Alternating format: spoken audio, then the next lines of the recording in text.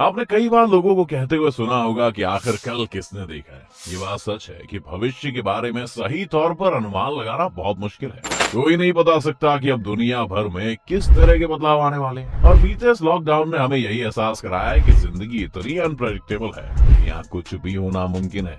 जहाँ ये बात सही है, वहाँ ये भी सच है कि आज के वक्त में हो रही प्रोग्रेस, डेटा और बड़ी बड़ी कंपनीज के प्लान्स को स्टडी करके आप भविष्य के बारे में एक सटीक अनुमान तो लगा ही सकते हैं। और आज हम इसी कोशिश में इस वीडियो में बताने वाले हैं वो घटनाएं जो आप 2070 से पहले होती हुई देखेंगे। तो अगर आप भी जानना चाहते हैं तो बने रहिए वीडियो के अंत तक हमारे साथ। इंडिया इन स्पेस, इसरो की कामयाबियों पर हम सभी को आज बहुत नाज है। फिर चाहे वो 104 सैटेलाइट्स को एक सिंगल रॉकेट में भेजकर दुनिया में एक नया कीर्तिमान स्थापित करना हो, या फिर पहली बार में मंगल पर लैंडिंग करना। इसरो ने कम बजट के साथ ये सभी उपलब्धियां हासिल करके दिखाई। लेकिन इसरो में एक कमी है, और वो ये है कि हम आज तक किसी इंसान को खुद स्पेस में नहीं भेज पाए और हमें हमेशा इसके लिए किसी दूसरे देश की मदद लेनी पड़ी। लेकिन अब सब कुछ बदलने वाला है। इसरो का ये अनुमान है कि साल 2023 तक भारत अपना पहला मैन्ड मिशन स्पेस में भेज देगा। लॉकडाउन की वजह से इसकी सटीक तारीख में थोड़ा सा फर्क आ सकता है, लेकिन भारत का पहला मैन्ड मिशन अब सिर्फ 3 या 4 साल में ही आपको देखने को मिलेगा। इस अभियान का नाम गगनयान रखा गया और 10,000 करोड़ रुपए की लागत वाले इस अभियान का लक्ष्य 3 लोगों वाले एक स्पेस क्रू को 5 से 7 दिन तक स्पेस में ले जाकर वापस लाने का है। Rise of population and climate, एक अनुमान के मुताबिक दुनिया के सबसे ज्यादा जनसंख्या वाले देश चीन की जनसंख्या लगातार बूढ़ी होती जा रही है और उनकी वन चाइल्ड पॉलिसी के कारण उनकी पॉपुलेशन ग्रोथ में भी रुकावट आने वाली है, जिसका मतलब है कि भारत 2024 में ही चीन को जनसंख्या के मामले में पीछे छोड़ देगा। 2042 आते आते दुनिया की कुल जनसंख्या 9 बिलियन पहुंच जाएगी और भारत इस वक्त दुनिया का सबसे अधिक जनसंख्या वाला देश होगा। अगर ऐसा होता है तो भारत में गरीबी, बेरोजगारी और अन्य समस्याएं पैदा हो सकती है। इसके साथ ही कहते हैं इतने सारे लोगों की जरूरतें पूरी करने और उनके रहने के लिए जगह तलाशते तलाशते 2050 तक अमेज़न रेन फॉरेस्ट का लगभग आधा हिस्सा नष्ट हो जाएगा। साथ ही 50% से ज्यादा जनसंख्या के बाद शायद पीने के लिए पानी भी नहीं होगा और दुनिया की 70% से ज्यादा आबादी इस वक्त शहरों में रह रही होगी।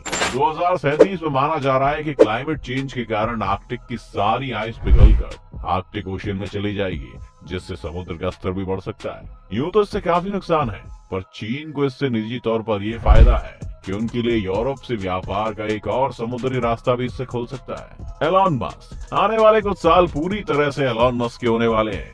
जहां भारत अभी स्पेस में जाने का प्लान कर रहा है, वहीं टेस्ला और स्पेसएक्स के मालिक एलॉन मस्क 2024 में एक स्पेस क्राफ्ट मंगल ग्रह की तरफ भेज सकते हैं।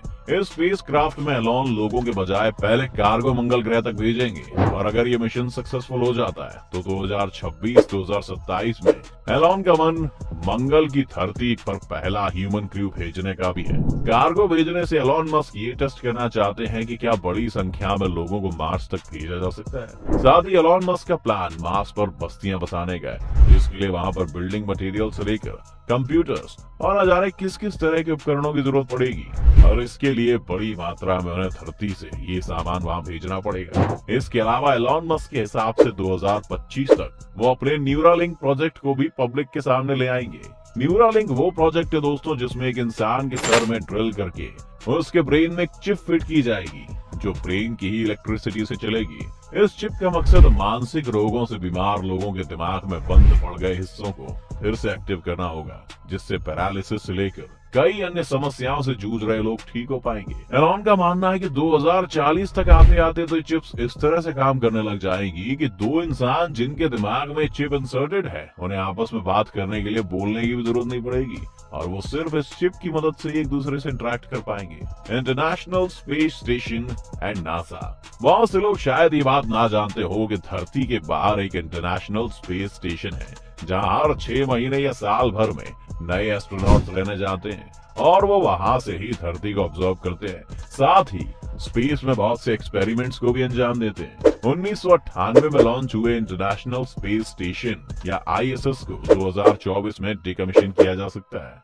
ISS को फंड करने का ज्यादातर जिम्मा यूएस और रूस का था, लेकिन हाल के कुछ सालों में इंटरनेशनल दबाव के कारण रूस की इकोनॉमी को काफी नुकसान हुआ है, जिस वजह से ज्यादातर भार यूएस पर आ गया है। इसलिए इस प्रोग्राम को ही बंद करने की बात चल रही है। कुछ साइंटिस्ट का कहना है कि हो सकता है इसे डिकमीशन करने के फैसले को शायद 2028 तक डिले कर दिया जाए, लेकिन अब इंटरनेशनल स्पेस स्टेशन का बंद होना लगभग तय है। लेकिन इसका ये मतलब नहीं है कि नासा बाकी चीजें प्लान नहीं कर रहा है। नासा ने 2030 तक अपना खुद का मैन्ड मिशन मार्स के लिए प्लान किया हुआ है और वो निरंतर इस तैयारी में लगे हुए हैं। साथ ही 2036 वो साल होगा दोस्तों जहां पहली बार नासा 2 स्पेस रोवर्स को हमारे सोलर सिस्टम से बाहर हमारे ही सबसे नजदीकी तारे अल्फा सेंटुआरी की तरफ भेज सकता है। यहाँ के हैबिटेबल जोन में एक ऐसा प्लैनेट भी है जहाँ जीवन के मिलने की संभावना है, पर इस रोवर के वहां पहुंचने में 20 साल का वक्त लगेगा। तो वहां एलियंस की पुष्टि करने के लिए